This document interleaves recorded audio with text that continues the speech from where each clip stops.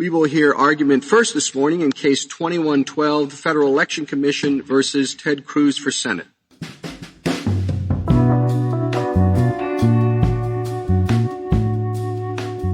Hey everyone, this is Leon from Fiasco and Prologue Projects. On this week's episode of 5 to 4, the hosts are talking about Federal Election Commission v. Ted Cruz for Senate. It's a bit of a convoluted case, but basically, Cruz loaned his campaign $260,000 of his own money, purposefully setting up a conflict with existing election law. The law in question prevented campaigns from using post-election donations to pay back loans totaling more than $250,000. Senator Cruz challenged a campaign finance law that limits the use of post-election funds to reimburse candidates' expenses and loans. The court ruled that the regulation in question places a burden on core political speech without proper justification. With a 6-3 vote from the court, Cruz prevailed in the case, making it possible for donors to give elected officials large amounts of cold hard cash after they've already won. This is 5 to 4, a podcast about how much the Supreme Court sucks. Welcome to 5 to 4, where we dissect and analyze the Supreme Court cases that have sent our civil liberties into gradual decline, like the quality of Netflix's movie library. I'm Peter, and I'm here with Michael. Hey, everybody. I will say, though, I watched the first episode of the new Stranger Things season. I thought it was pretty good. Some good horror, some good real body horror in it. Yeah, I'm ahead of you. I finished episode 2. Oh. I will say I also enjoyed it. I'm very confused at this point about the Stranger Things lore. Like, is this sci-fi? Is this horror? Like, what's going on? Yeah. I'm enjoying myself. It's fun. Yeah. But pretty confused about how this fits into the broader universe. I'm happy to do a whole podcast about that, by the way. Yeah, let's forget Ted Cruz. Rhee is not with us. No, Rhiannon is out just drinking, partying, things like that. She heard that Ted Cruz was going to get bashed on this, and she was like, that's my senator. Right. He represents my interests as a Texan, and I love him, and I can't be a part of it. I think those were her exact words. Today's episode, FEC v. Ted Cruz for Senate. This is a case about campaign finance, and specifically, it is about the ability of candidates to give their campaigns money and then use donor money to pay themselves back after they win. It's so ridiculous. Yeah, it's just going to be sort of, you're going to witness Michael and I processing this emotionally in real time, I think. Yes. Now, Rhee usually does our background and then I cover the law, but since she's taking the week off to do drugs and respect Ted Cruz, I'm going to do both. And the situation here is actually pretty simple. Political candidates are allowed to give loans to their campaigns, and then they can pay themselves back with money from the campaign. But there's a limitation contained within the Bipartisan Campaign Finance Reform Act, aka McCain-Feingold. If a candidate gives a loan to the campaign can pay back any amount with donations received before the election. But the amount it can pay back with donations received after the election is capped at $250,000. So if I'm running for Senate, I can loan my campaign $1 million, and my campaign can pay me back in full if it uses donations received before the election. But if it tries to pay me back in funds received after the election, the amount that it can pay me back is capped at $250,000. The reason the rule exists is to prevent corruption, right? Because if a donor is giving your campaign money after the election, they are no longer funding your campaign. Right. The campaign is over, right? So they're not trying to help a candidate win. They're trying to ingratiate themselves with a candidate who has already won. They know that you don't need the money for like ads or something, right? Yeah. So they're essentially just putting money into your pocket. So Congress passed this law in order to at least partially close what is essentially a loophole that allows wealthy donors to pay politicians directly as long as they time it right. Enter Ted Cruz, senator from Texas and American freedom fighter. That's right. Ted wanted to challenge this law, so he intentionally loaned his campaign $260,000, $10,000 more than the legal maximum, and claimed that the law impacted his ability to have the loan paid back. He's such a little fucking rat creature. He is. He looks in real life the way that I feel like his soul looks, you know? Right. Yes. Yeah. So Cruz is claiming that this limitation on the ability of campaigns to pay back candidates with post-election donations violates the First Amendment. As you all know, of course, in America, money is speech, which means that a candidate loaning their own money to their campaign qualifies as speech under the First Amendment. Let's just accept that as true. It's so obscene. I'm just gonna loan myself some speech. Yeah, right. I'll get that speech paid back to me later. Yeah. Loaning some speech to the corporate entity that represents my Senate campaign. That's right. That's It's the Constitution, baby. So the argument is that this law reduces the ability of campaigns to pay back their candidates' loans, which reduces the likelihood that a candidate will loan money to their campaign in the first place, which infringes upon their right to free speech. Majority opinion here: by restricting the sources of funds that campaigns may use to repay candidate loans, Section 304 increases the risk that loans will not be repaid, which in turn inhibits candidates from loaning money to their campaigns in the first place, burdening core speech. So now I want to backtrack on this because this might be a little bit complicated if you're just processing it for the first time. But again, Ted Cruz loaned his campaign money, and his campaign can pay it back, except if it tries to use funds that were donated after the election was over. The amount of those funds it can use is capped at $250,000. That's all we're talking about here. Yeah. That sentence, I had to read it 4 times because I know we've already gone through this, but the way it just slides from inhibits candidates from loaning money to their campaigns, comma, burdening core speech. Core speech. The core speech of loaning money to your campaign. I'm already mad. I'm already so fucking mad. If you broke this down into formal logic, between those 2 lines, you'd be like, this is missing. There's something missing here. You're missing a big thing here. It doesn't go from one thing to the next. They're not the same thing. Yeah. So on that point, one of the central oddities of this case is that the court is talking the whole time about the ability of candidates to fund their own campaign and how important that is under the First Amendment. They think that it's crucial to free speech that a person can donate their own money to their own political campaign. Now, I'm not sure if I agree with that, but either way, as the dissent points out, this isn't really about the ability of candidates to self-fund their campaigns. If you're loaning your campaign money and then donors are paying you back, that's not self-funding. That's donor funding with an additional step. Right. It's unbelievable.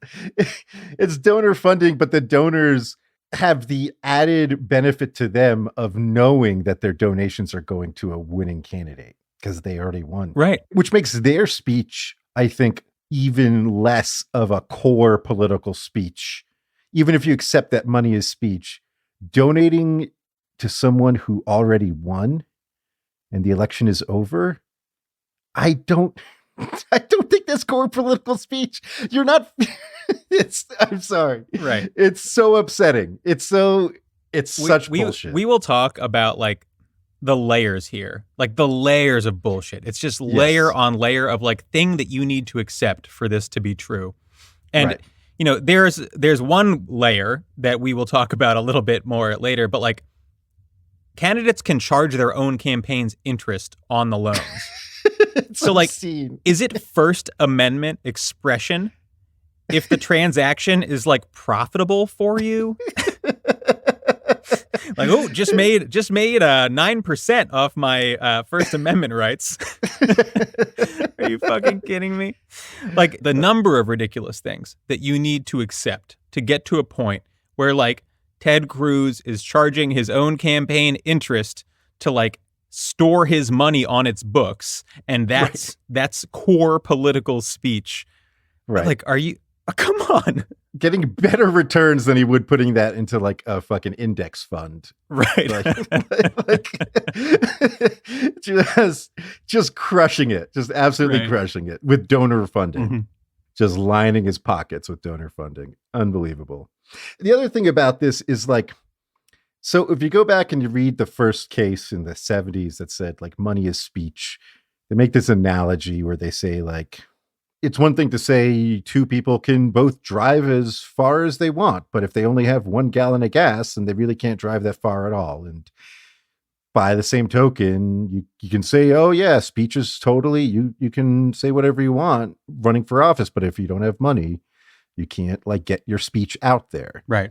I don't think this analogy really holds, but even if you accept it, it's not true anymore. It's just not. Like, Peter has 125,000 followers on Twitter. He's paid $0, and he can get a message out if he wanted to run to office. He could get, almost certainly could get millions upon millions of views on his like announcement if he wanted, and it wouldn't cost him a dime, right? Like Beto O'Rourke went to fucking Greg Abbott's press conference and yelled at him and got a ton of free media coverage. That didn't cost him anything. Like earning media, social media, Facebook, Twitter, Instagram, whatever. There are so many ways now to get your message out without having to spend any money and to fundraise without having to spend any money. If it was ever true, it's not anymore. Like, it's just not. So the court is very caught up in this idea that like loaning your campaign money is core political speech. Right. And then they move on to sort of attacking the law itself and the purpose that the law is trying to serve. They make several arguments arguing that this law does not really prevent corruption. They're trying to make the case that the law does not really do anything to like advance the public interest in stemming corruption. It's worth noting the Supreme Court has identified 2 things that will allow the government to burden speech, and that is when it's trying to prevent corruption or the appearance of corruption. Right. Because you don't want people to lose faith in democracy, even if the corruption isn't real, it's just perceived. We'll come back to that a little bit later. Yeah. So the majority says, quote, the government is unable to identify a single case of quid pro quo corruption in this context. This is their first argument. Now, first of all, the whole point of these laws is that this sort of corruption, where someone is given money, a politician is given money and like favors are exchanged, it's almost impossible to prove that it happened, right? If a senator-elect meets with a donor and says like, thanks for the donation, what do you want in exchange? And then they talk openly about it and they do like a movie villain laugh, you're never going to find out about that, right? No. Like that's the entire point of these prophylactic laws. We know that this stuff is near impossible to identify and prosecute. Yeah. So you pass laws that cut off the avenues that allow it to happen. So like the fact that you haven't found many instances of this or any instances of this doesn't really prove much.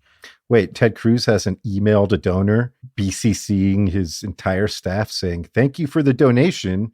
As promised, in exchange, I will be doing X, Y, and Z. I hope to continue these transactions going forward. Like, sorry that this stuff is hard to prove, but that's why. Then the donor replies like, FYI, this is violating the law. And Ted Cruz replies, I know, I am aware. I know. I love being bribed. But like, maybe more importantly and more to the point, the government's brief identifies several pretty clear instances of quid pro quo corruption in this context. Yes. And I'm going to quote from it in full. Quote, "In Kentucky, 2 governors loaned their campaign millions of dollars only to be repaid after the election by contributors seeking no-bid contracts.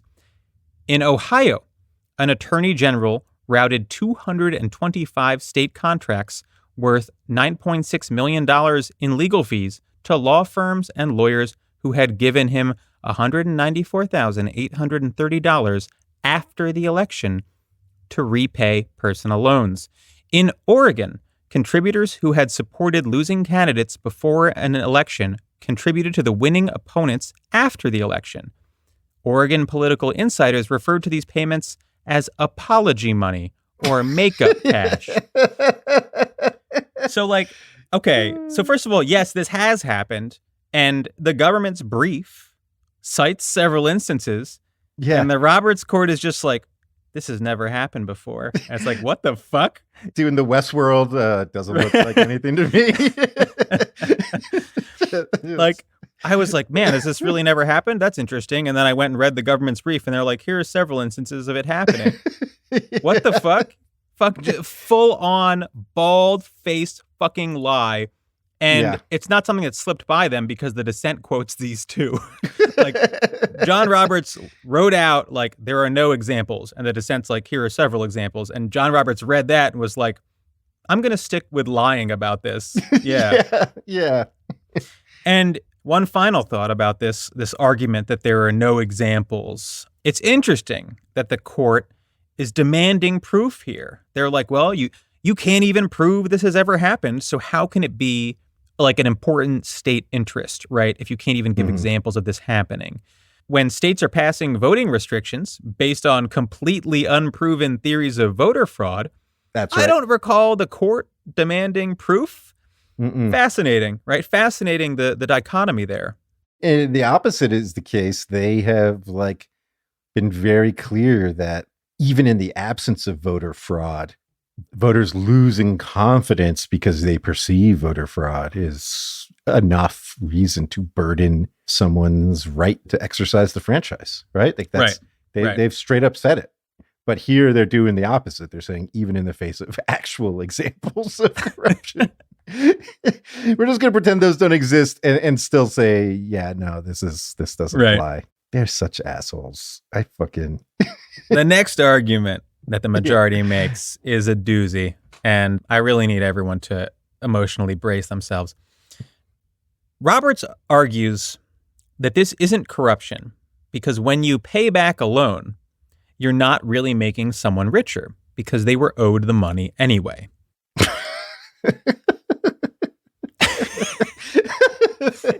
Oh man. I genuinely had to read this a few times to just process it both intellectually and emotionally. It's one of those things that even after doing this podcast for 2.5 years, I was like, damn, this is some brazen bullshit. Yes. I'm going to call up Bank of America and let them know that paying back my mortgage actually won't enrich them. And so I'm just not going to do it. That's interesting. Yeah. So unfortunately, we have to take this seriously and dig into it. The argument is that donations that are used to repay a candidate's loans are not like a gift to the candidate under campaign finance law. Right. Because when the candidate loans the campaign money, he's owed that money back anyway. How can it be a gift if it's something that you're owed? Now, there's a few counter arguments here. The first, the most common sense counter argument, shall we say, and stop me if I'm missing something. Being owed money and having money are not the same thing. No. It's an interesting John point. Roberts, the Chief Justice of the Supreme Court, the number one lawyer in America, is telling you that being owed money and having money are the same thing. They're functionally the same. Do you think he took a huge bong rip before he came up with this? This is one of those, like, this feels like the vestigial tale of like law and economics, Yeah. But, okay, let's flesh this out. If I loan my own campaign, $1 million, there's a risk that I don't get paid back, right? In fact, campaigns run out of money all the time. And double in fact, there's some research showing that most campaigns fail to repay their candidate debts. So when you loan to a campaign, like with any loan, but perhaps more than your average loan, you are running a considerable risk that you do not see your money again. So when a third party steps in and pays you back that money, that's a gift. That's a favor to you, right? The financial risk that you were incurring by giving the loan has been erased. That is worth money. This is like the most basic economic concept on earth. It is. It is. Is it better to not have money or have money? Just I mean, we talked about charging interest, but this is why banks charge interest. They're saying, well, it would be better for us to have this money now. Right. If we're going to give it to you instead, we need something in return. We need some recompense because you having the money instead of us is not the same as us having the money. And in fact, that injures us financially. That's like the nature of loans. Incredible. the way they work. So, okay, let's stick with interest, right? Because they're not just giving their campaign a loan. No. They are charging interest to their own campaign, right? That's something they're allowed to do. Yeah. So they're not just being paid back the loan that they're owed, but also the interest that they're charging. In Kagan's dissent, she refers to a House member who loaned her campaign $150,000 at 18% interest. An amount that is usury in nearly every state. Yeah. Illegal in nearly every state. The candidate ultimately collected over $200,000 in interest payments alone on the $150,000 loan. So a candidate is not simply being paid back what they loaned. They are being paid back plus interest, which means that if campaign donors cover your loan, they are literally paying you the interest that you charge the campaign straight into your fucking pocket. You cannot tell me that that's not like a gift under campaign finance law or whatever. Yeah. And look, it's worth saying explicitly that this should just be flat out illegal. Like full stop. You should not be able to charge your own political campaign interest on a loan. You shouldn't. I mean, what are we talking about here? When you loan your campaign money, you're loaning money to the legal entity created with the sole purpose of getting you elected. And then you are charging that entity interest, which your donors pay back to you. This is just a way to funnel donor money to candidate pockets. Right. To elected politician pockets. Because they're not doing this for people who lose. Right. It's such an obvious point. There's a quote from the opinion, and they're trying to like illustrate this point that like paying back loans doesn't do anything. It's not a gift. They say, if the candidate did not have the money to buy a car before he made the loan to his campaign, repayment of the loan would not change that in any way. So first of all, wrong, because if they fucking paid interest on the loan, then you have more money than you started with, so maybe you can afford a car now. Second of all, those aren't the operative moments in time, right? To say like, oh, if he didn't have the money before he made the loan, he won't have it after it's paid back. Even taking interest out of the equation, that's not the question, because after you make the loan... What about after you make the loan? Then you have less money than before you made the loan. In fact, maybe you could buy a car, but then you made the loan and could no longer afford a new car.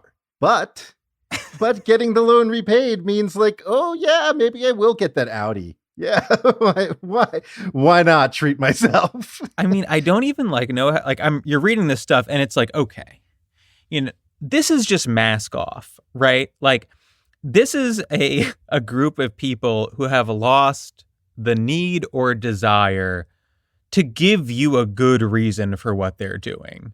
That's all there is to it here. It just feels insulting to read. Like, how dare you? I'm trying to read your opinion and you're treating me like I'm an asshole. I can only read this thing like 2 or 3 pages at a time because I was just like losing it. Like every few paragraphs, there's something that would get me so upset, so angry. And Sotomayor in oral argument asked a question that I thought was just like devastating to the Cruz campaign's argument. She just says like, we know that after an election, that your contribution as a contributor is not being used to promote a candidate because the candidate has already won. So it's not going to be an expenditure to promote your speech electing the candidate. Why would someone donate to a campaign after the election is over? Why do you give after an election to a candidate who's not going to spend it on getting elected? He's going to spend it on something in the past, but certainly nothing with respect to the actual election and his getting his post. And to me, that's a natural quid pro quo. I'm giving because I want to draw my attention to you. Like, literally, what's the point?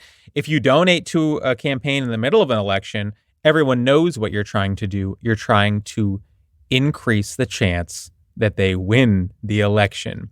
Right. But if the election is over, what are you trying to do? And seeing as the obvious reason is you're trying to pay back the candidate's loans to curry favor with the candidate, and there's no other plausible explanation, the fucking Cruz campaign lawyer just hemmed and hawed and did not provide a solid answer. And I'm sorry, but if the answer to that, which I think this has to be the reality, if the answer to that question is, well, it's just to pay down a campaign's debts, that's why donors are doing that, then I don't think that is like expressive in any way, right? Not at all. If it's like, oh, my homie Ted Cruz is out $200,000, I'm going to give him a few grand to put a dent in that. That's not like expression. That's not First Amendment speech. It's not paying for ads. The ads have already been paid for. Right. They're done. And if it's not expressive, that means that you could ban it entirely. Yeah. And if you could ban it entirely, why can't you just cap it at $250,000? These are all very fundamental questions that go extremely not addressed in the majority opinion.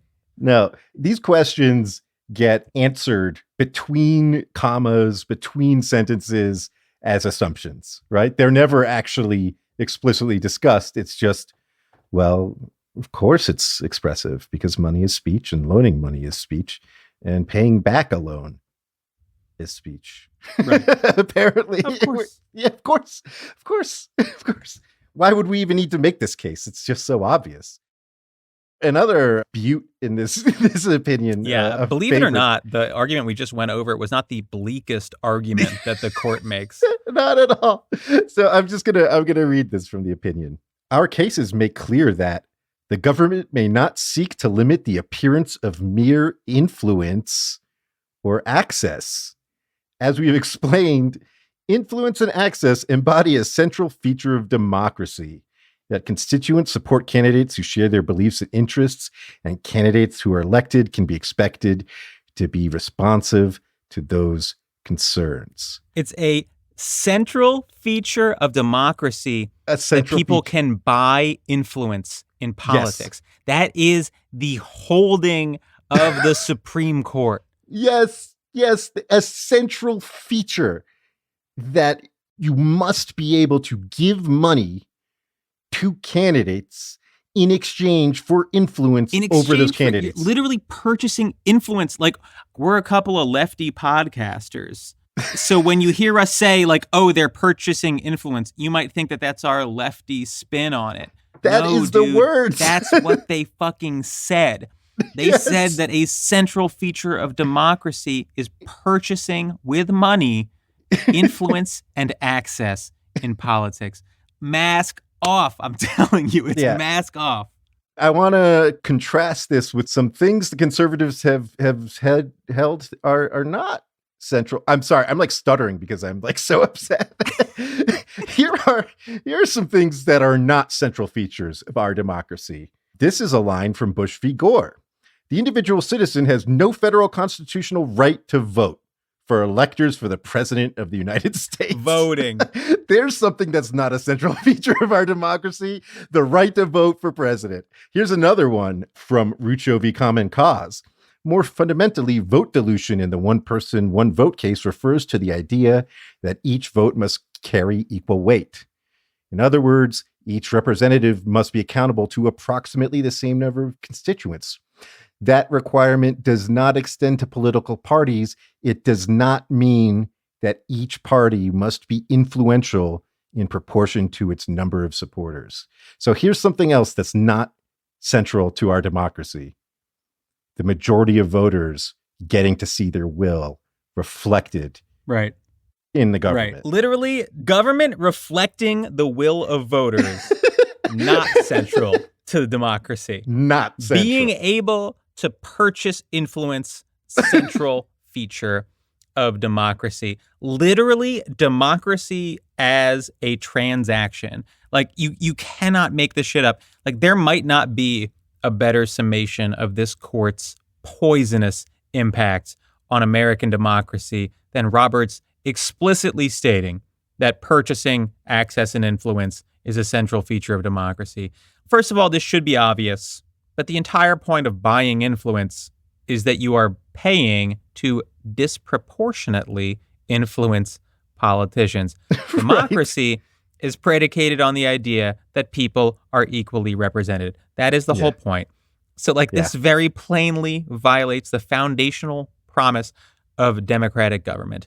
And further, this sort of just, like, gives the game up. It does. They spend half of this opinion just saying that, like, this is not actually corruption, right? That's just loans and repayment of loans.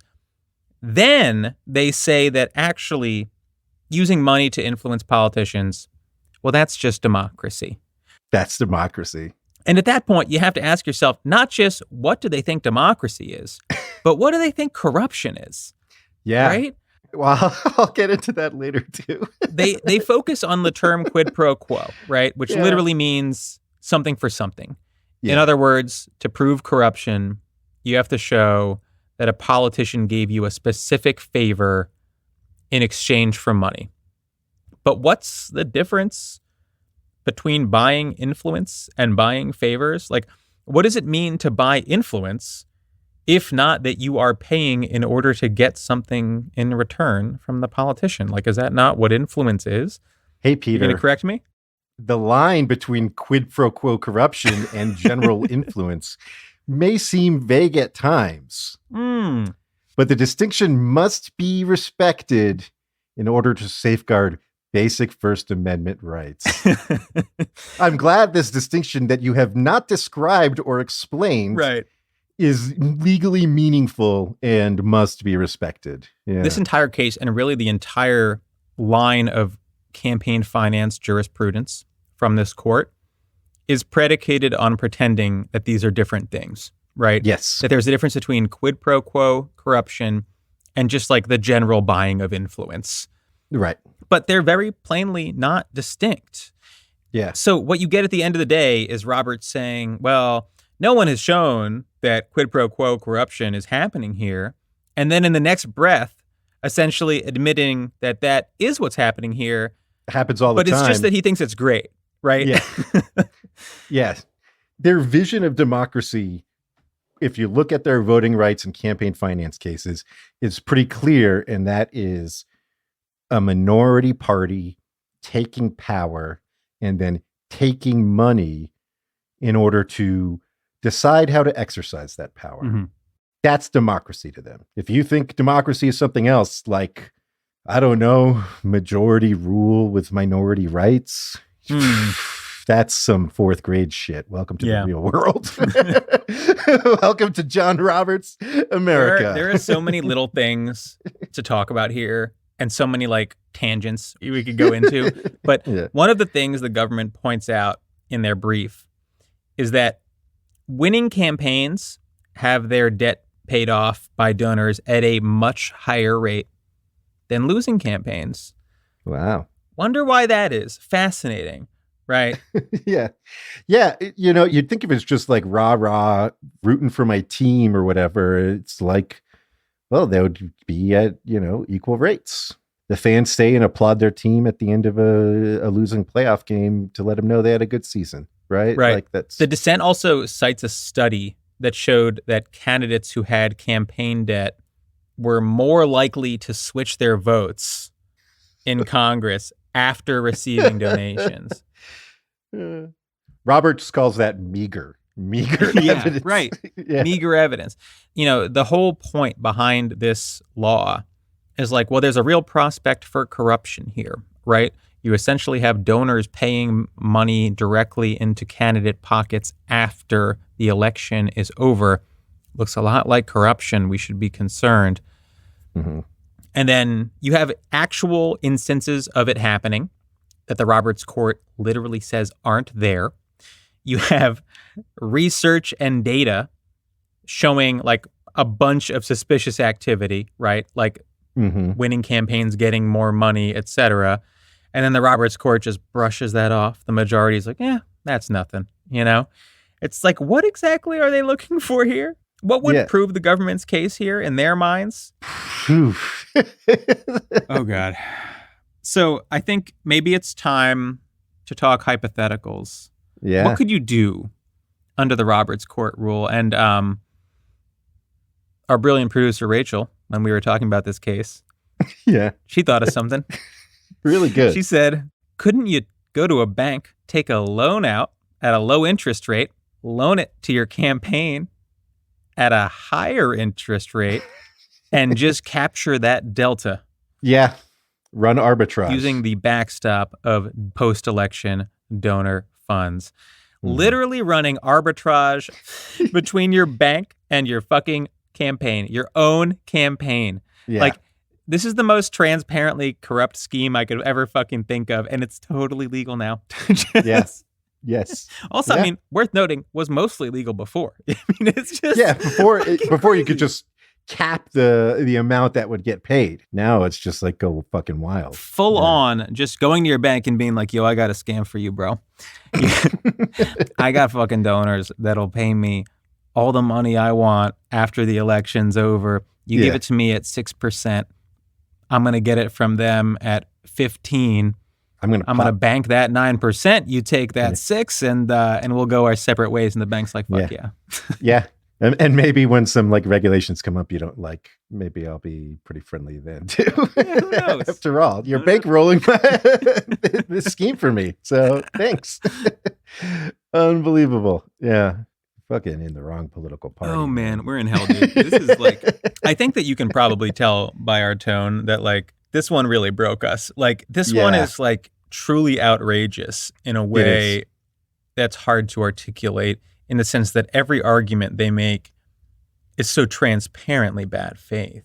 Yeah. You know, a lot of these cases we do are sort of like coming from places of just markedly different values on certain subjects, you know? And I think their values are fucking disgusting. And so we'll argue on that basis. But this is one where it's like, you know that they don't believe this shit. Yeah. They are fucking lying to your face in several different specific ways. And you're just meant to eat it. Like, it's genuinely insulting to read. It really is. I said it before, but I'll say it again. It is. The dissent, Kagan, joined by the other libs, Sotomayor and Breyer. This is Kagan in her element, right? She's like making the case for good governance, appealing to common sense, democratic norms. The tone of the dissent is sort of just incredulous. Sensible enough reaction in many ways. I think we are demonstrating some incredulousness ourselves. But it still feels like something is missing here. Something that like more directly calls out the intentionality of what Roberts is doing here. Yeah. Part of it's the fact that the justices have to pretend that law is nonpartisan. And so Kagan will never say, hey, the removal of campaign finance barriers is something that predominantly helps Republicans. And it's being pushed predominantly by Republicans. And everyone in the majority is a Republican. Yeah. In fact, Brett Kavanaugh has done legal work for Republican presidential candidates. And Clarence Thomas's wife is functionally a Republican political operative whose income as an operative he tried for many years to hide from the public. And in fact, his wife openly endorsed the 2016 presidential campaign of Ted Cruz, a party to this case. And maybe that should all factor in to how you view this opinion. So you have Kagan acting incredulous. But what is incredulousness if not a person asking why and struggling to answer, right? Yeah. Why would 6 supposedly intelligent people reach these batshit conclusions? Why would they greenlight transparent corruption? How could they possibly be so stupid? Right. Why would they say that buying influence is central to democracy? Kagan asks the question, but she doesn't answer it. And I think that does us all a disservice. You know, I think that's right. I don't expect Kagan to do it. I don't expect anyone on the court to do it. You know, it doesn't feel like we're there yet. Yeah. But that's what's sort of missing here. Doing a blow-by-blow refutation of a series of incredibly bad faith arguments. Like, yes, you're going to, in some ways, win the argument. She's right on the merits across several different discrete arguments. But she doesn't ever get to the heart of it. Yeah. She doesn't say, these are bad faith actors. She doesn't lay that groundwork. And it's not groundwork that you can't lay. This is like what Scalia did, right? When he was talking about like gay rights or whatever, he was like, you people are all pawns of like a cultural and political movement. Yeah. You know, and I'm the real lawyer. Like literally. Yeah, He said absolutely. He said it. Yeah. And so I think that's what's missing from the dissent. And again, it's not something that I would be like crossing my fingers, hoping that Kagan's going to say anytime soon. But that's what she lacks. Yeah. You know, and Kagan and Sotomayor, for better or worse, feel like they have to work with these people. And maybe, you know, in some cases, they'll be able to like convince Roberts or Gorsuch or Kavanaugh to like join them. And so they have to, you know, be tactful and not say this stuff. But Stephen fucking Breyer is retiring in like 3 weeks. Like, go out fucking guns blazing, man. Like, grow some fucking balls. Like, even... Didn't he write a whole book about how like his interpretation of the law was a framework that like furthers democracy? Yes, active liberty. Active liberty. About how you should interpret the Constitution to like promote democracy. Yes. Fucking A. The other thing that's missing is Clarence Thomas, if he were like on the other side, if he were a liberal, would be writing his own dissent saying, I join my colleagues because they correctly interpret the law and our precedents as they currently stand. But it's my belief that we should revisit those precedents, that Citizens United was wrongly decided, that Buckley v. Vallejo was wrongly decided, that money is not speech, that corporations don't have speech rights, period, blah, blah, blah, down the line. There needs to be someone doing that. Yeah. There needs to be. And there isn't. Like even Sotomayor, who we are like very fond of, is not doing that. At least not in this case. Yeah. And this is, I mean, I said it's Kagan's wheelhouse for a reason, you know. She really is the person on cases that sort of affect democratic processes. Yeah. Sotomayor's got a lot of bright spots, but this isn't really one of them. Yeah. The stuff we're saying is all the more necessary because like the Roberts Court has just this long history. If you follow our podcast, I'm sure you're familiar with it by now. A long history of striking down campaign finance regulations.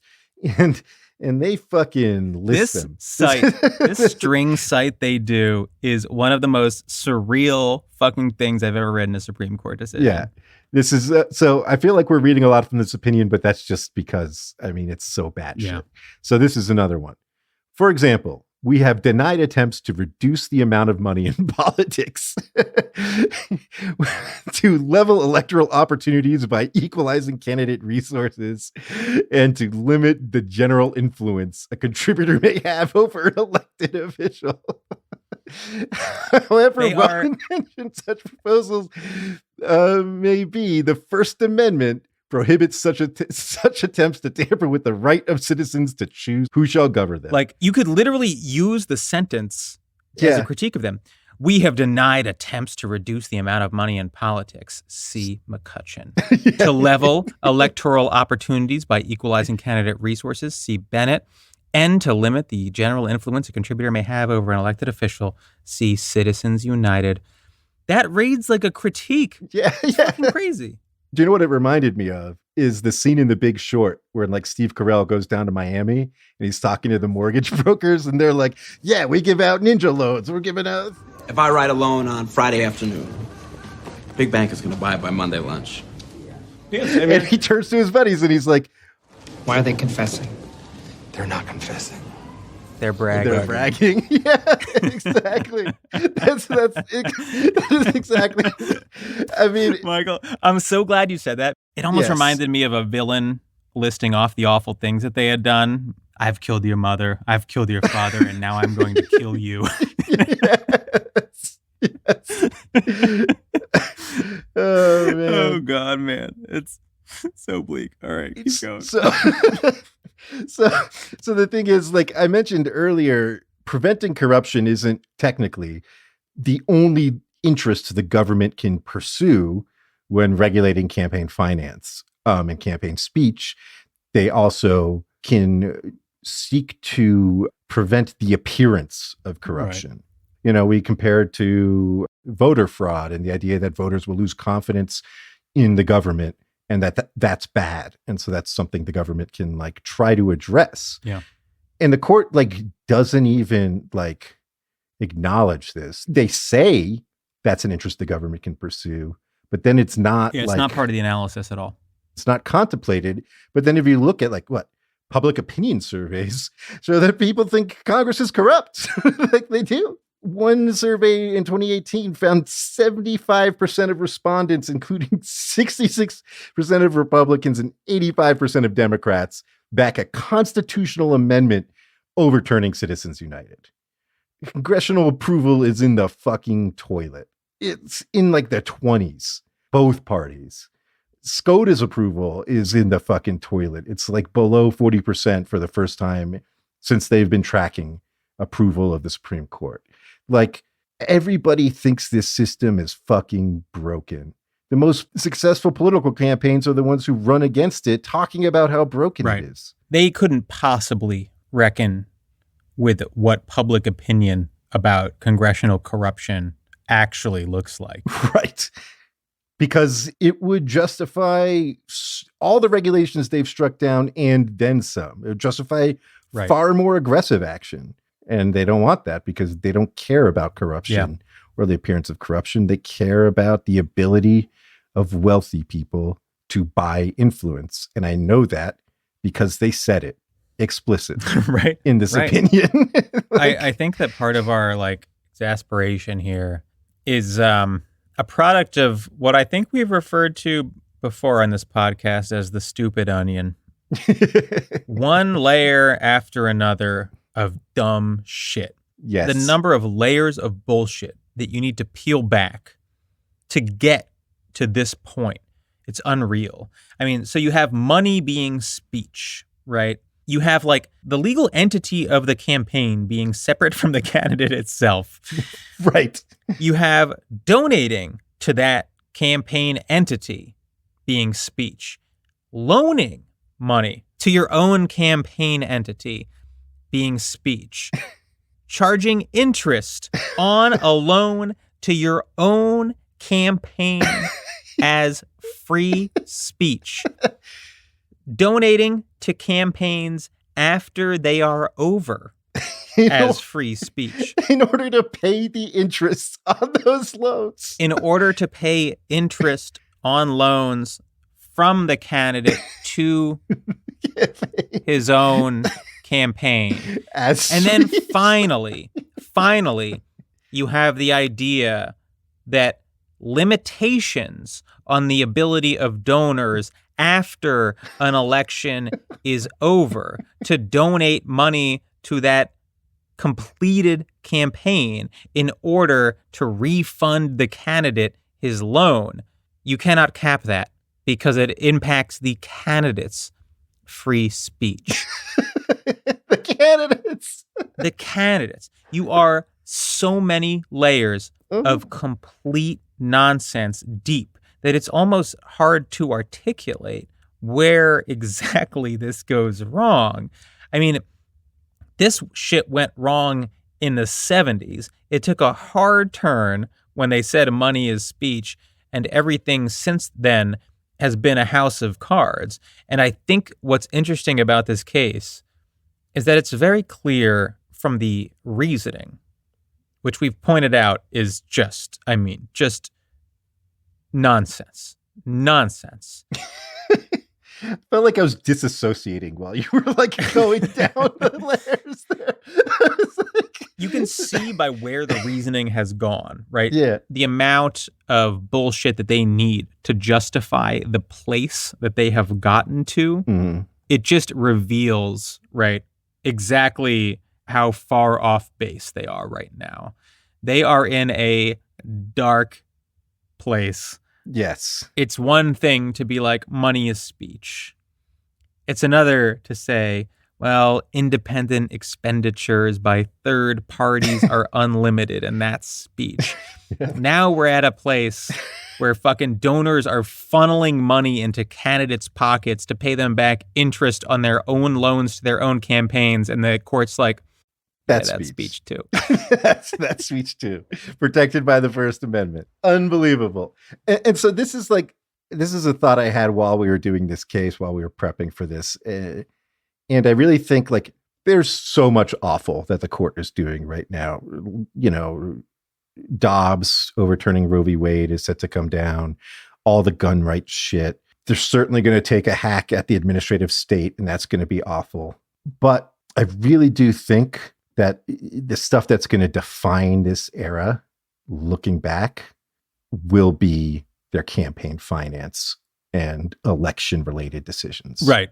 Just like, you know, the early 1900s, we call it the Lochner era, for one of the more egregious cases of the court striking down worker-friendly regulations. I think this is going to be the Citizens United era. I think that's how we're going to look back at this, as when arch conservative court went wild, disassembling our democracy, gutting the Voting Rights Act, overturning a fucking election or handing it to George Bush. The shit currently coming down the pipe, the independent state legislature theory that I'm sure we will be telling you about someday soon. And all the obscene things they've done with campaign finance. This to me is the defining issue of this era. It's like a real end of democracy shit. And to make that point, one last quote. As this is from Roberts. Essentially, all the government's evidence concerns the sort of quote unquote corruption loosely conceived that we have repeatedly explained is not legitimately regulated under the First Amendment, which is literally saying, yeah, some corruption can be regulated, but light corruption, that's free speech. that's go wild with the light corruption, the quote unquote corruption. That shit's off the game. God, what's really frustrating about this is that Democrats are just like not taking advantage. That's bizarre. Of how unpopular these cases are, or would be if some light was being shined on them, right? Citizens United is a notably unpopular case, a case that congressional candidates have like built campaigns around saying that case sucks. Fucking Bernie Sanders, that was a big part of his appeal in 2016. And there's a degree to which like Democrats have allowed this shit to get like both sides, right? Like corruption in Congress, which party is guilty of it? Oh, it's all of them, Yeah. I mean, literally like Menendez in New Jersey is a Dem. Right. And I mean, look, I don't want to make the case that like there's no corrupt Democrats or even that like corruption isn't a problem in the Democratic Party or anything like that. Yeah. All I'll say is that there is one party markedly benefiting from this, and it's the Republicans. Yes. The fucking RNC filed an amicus brief in this case. They filed a brief in support of Ted Cruz. If the Dems really thought that corruption benefited them, they might have filed a brief too, maybe, grease the wheels. No. The free flow of money to this degree in politics benefits Republicans because Republicans have access to large money in a way that Democrats currently don't. Yes. And you see fucking Biden talking about this case? No. I mean, they have no idea how to approach this stuff. It's so fucking frustrating. So fucking frustrating. Compared to how conservatives responded to Brown v. Board and Roe v. Wade and all those great liberal victories, they fucking mobilized immediately. But Citizens United, Shelby County, Bush v. Gore just shrugged their shoulders. Bernie is like the only high-profile Democrat. Well, he's not even a Democrat, but he was running as a Democrat. Friend of the Democratic time. Party, yeah. I mean, I'm not some huge Bernie stan, but he was actually talking about it and saying like, I will appoint justices who will overturn Citizens United. And I feel like that's good energy to have. I feel like that there's a constituency for that. I think it's not just because the decision is unpopular, but because it sort of signals that you don't like money in politics. Right. It speaks to deeper values. And it has all these like stars aligning. Like it's very politically unpopular. There's a very clear and coherent legal argument backing it up. So like you could mobilize lefty lawyer types, like you could mobilize nonprofits in the liberal legal world to fight these fights. You have everything you need. And I know that like there are people who are listening who are thinking, well, the Democrats really like money in politics. And I think there's some truth to that in the sense that there are some like rich Democrats or Democrats who are aligned with the ultra wealthy who benefit from it. But net, this benefits Republicans way more. And Democrats know that. Like, I don't think that someone like Pelosi gives a shit about money in politics as like a moral matter. But I think that she knows that it's bad for Dems, all in. And that's why the Republican National Committee filed an amicus brief here in support of Ted Cruz. The DNC stayed out of it, of course.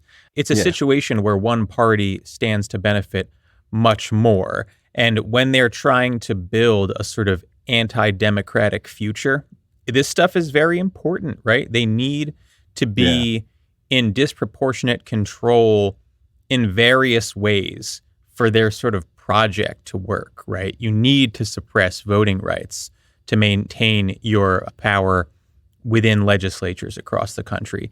And you need to maintain the disproportionate ability to speak, quote unquote, during elections. Because, if it wasn't disproportionate, you would be, the volume would be much louder on the left, right? There are just more Democrats on the center left, I should say. There are just more Democrats than Republicans in the country, and that's that. This is, all part of that same anti-democratic project, and it's very important to Republicans.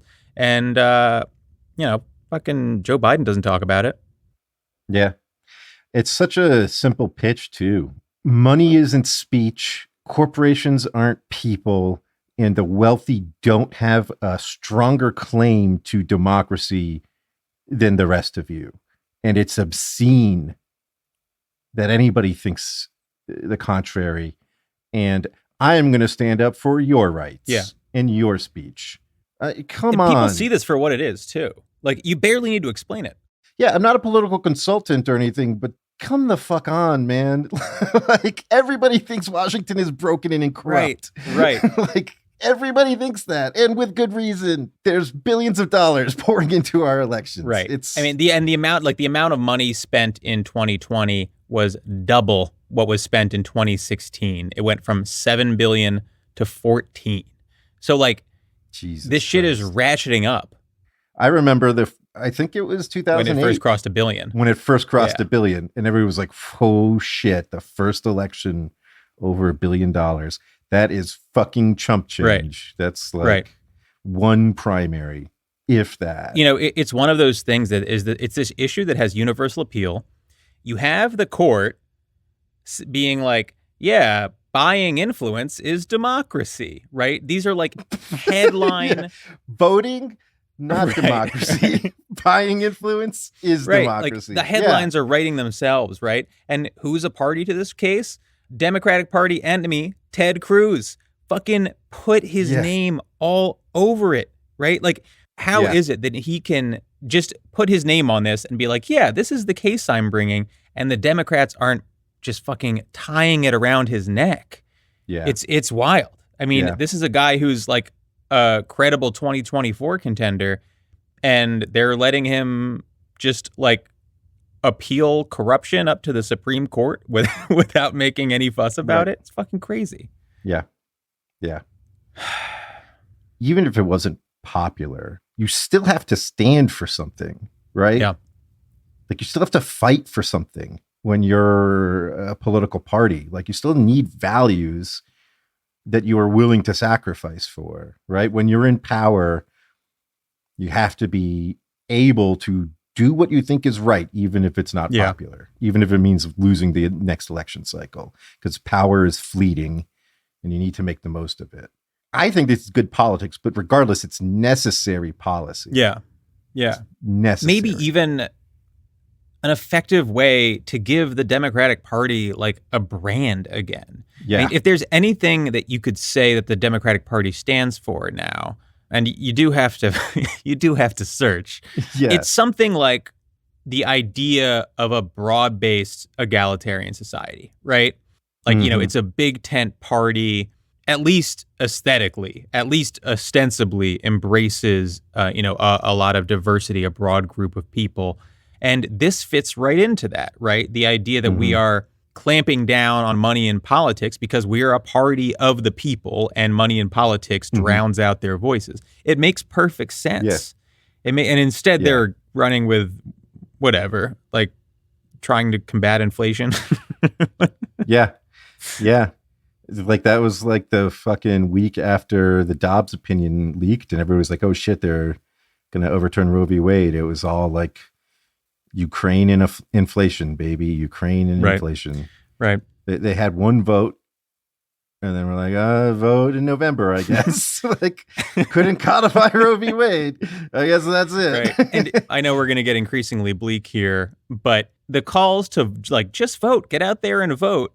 Like, as this shit happens, right? As they continuously make it more difficult to vote, as they water down the democratic process in every way possible, if your only response to that is like, ooh, well, you better vote, I don't know what to tell you, but like, people are losing faith in the system that you are telling them to engage in. Right. That's not sustainable.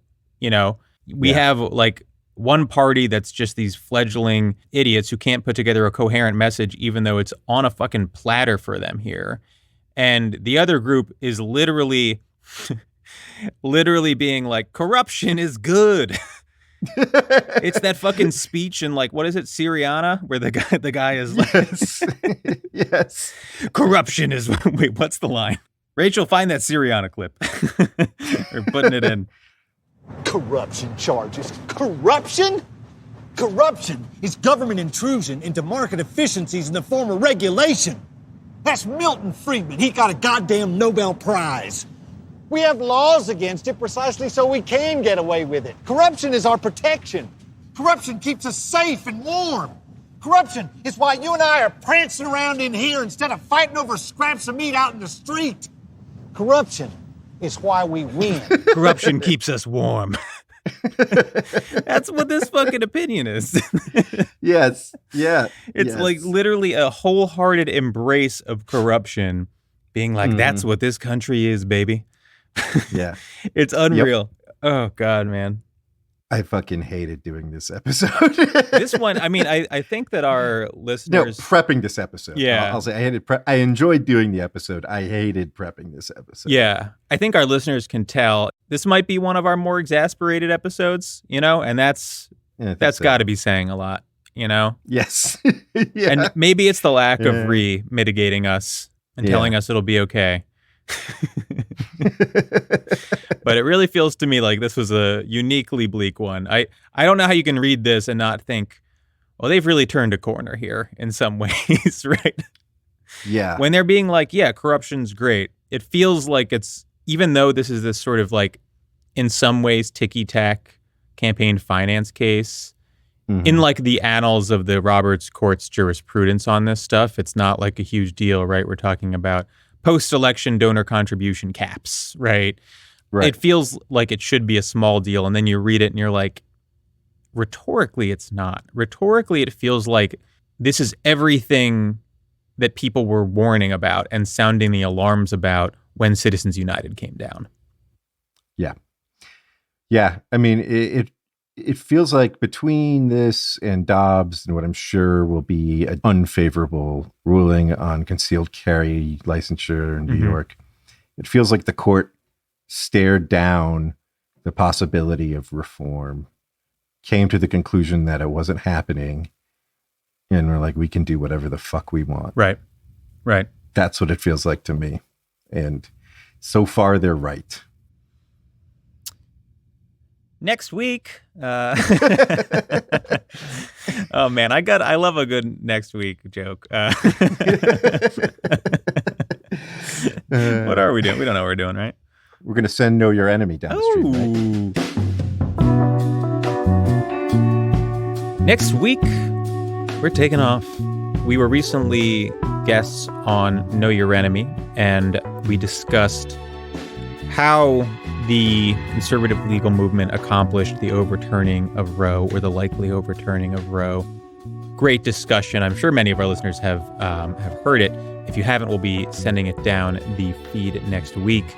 But mostly, I think we just wanted to take a week off as June kicks off, because it's about to get wild, and we are prepping ourselves emotionally. One other thing I'll add is that historically, when we take off for a week, something terrible has happened. Every single time. Yeah. Every single time. It's unreal. Like RBG died once. Yeah. That was the worst one. The Dobbs opinion leaked when we were supposed to have a week off. And SB 8. Yeah. We're at the point now where the only break we've taken in like the last 2 years that didn't result in something horrific was like for Christmas. Yeah. So all I'm saying is that if I were a betting man,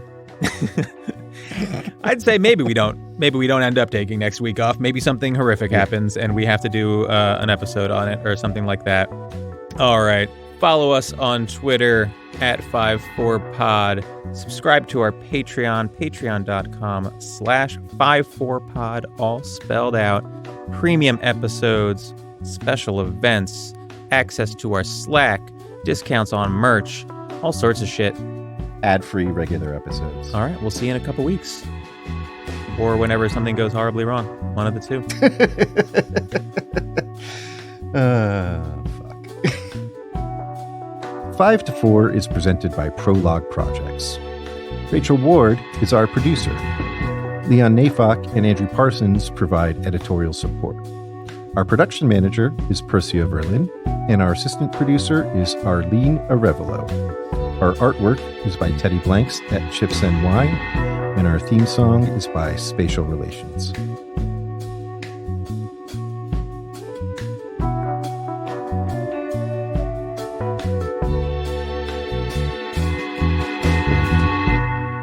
God, if you're listening, please. Please just once. Please just 1 week, man.